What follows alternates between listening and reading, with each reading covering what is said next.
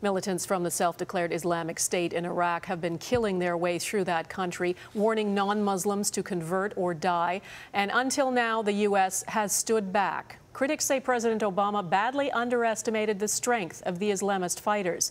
The question now is, can limited airstrikes really make a difference, or does America risk getting drawn into a wider war?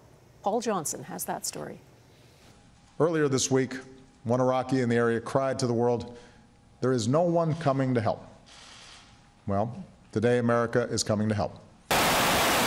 Is this a glimpse of the new Obama doctrine in Iraq?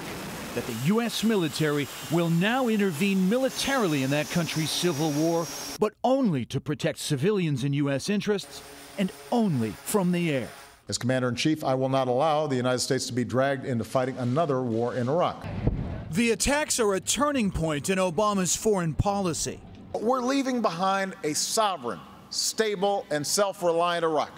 He'd campaigned to end the war in Iraq and followed through with the final pullout of U.S. troops in 2011. But as Iraq descended into chaos once again, the president was criticized for not doing more. And today's airstrikes have earned him praise from Republicans. But now, he may face an even bigger problem. Militarily, those strikes were the equivalent of a pinprick. If the president wants to do anything effective against ISIS, it would have to be on a much bigger scale. But then that goes against his long-standing strategy of trying to get out of Iraq, not fight another war there. Which opens the president up to criticism on a new front, that the White House isn't clear on what its objective is or how to get there. Right now, these are political gestures apparently being manipulated out of the White House basement instead of by a joint commander with a defined military campaign.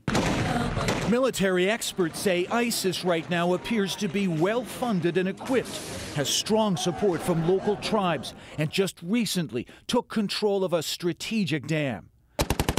If this is the early stages of a years-long civil war in Iraq, Washington policymakers may have to radically update their thinking about the kind of country that's going to emerge there, what their interests will be, and how they may defend them.